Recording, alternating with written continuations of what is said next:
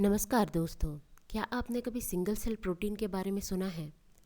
क्या आप जानते हैं कि क्यों इसे खाद्य सुरक्षा और प्रोटीन उत्पादन की वैश्विक चुनौती से निपटने के तरीके के रूप में विकसित किया गया है?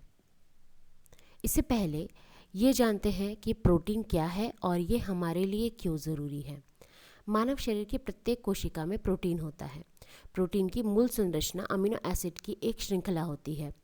आपके शरीर की कोशिकाओं के रिपेयर और नई कोशिकाओं के निर्माण में की मदद के लिए आपको आहार में प्रोटीन की ज़रूरत होती है।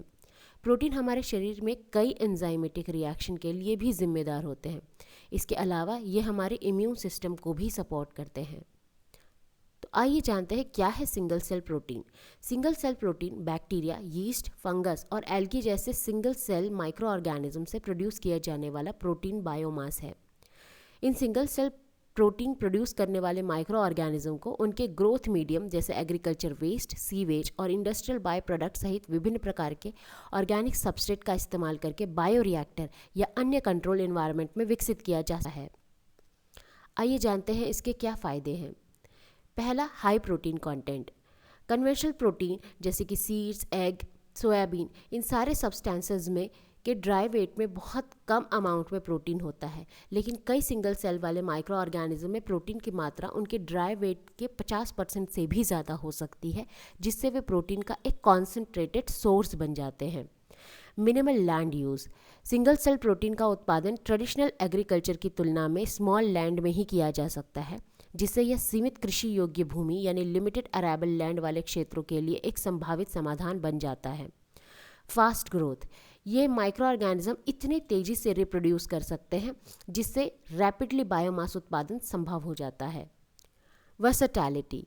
सिंगल सेल प्रोटीन का प्रोडक्शन विभिन्न प्रकार के फीड स्टॉक का उपयोग करके किया जाता है, जिसमें एग्रीकल्चर वेस्ट, वेस्ट वाटर और कार्बन डाइऑक्साइड शामिल है, जो आसानी से ही अवेलेबल हो जाते हैं। लेकिन सिंगल सेल प्रोटीन को अपनाने के पीछे बहुत सारी चुनौतियां भी हैं। पहला तो पब्लिक एक्सेप्टेंस।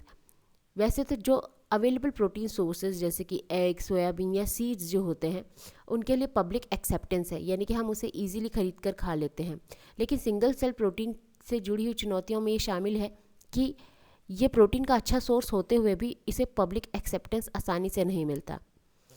अभी भी SCP यानी कि सिंगल सेल प्रोटीन के क्षेत्र में रिसर्च और डेवलपमेंट के द्वारा उसकी दक्षता में सुधार किया जा रहा है।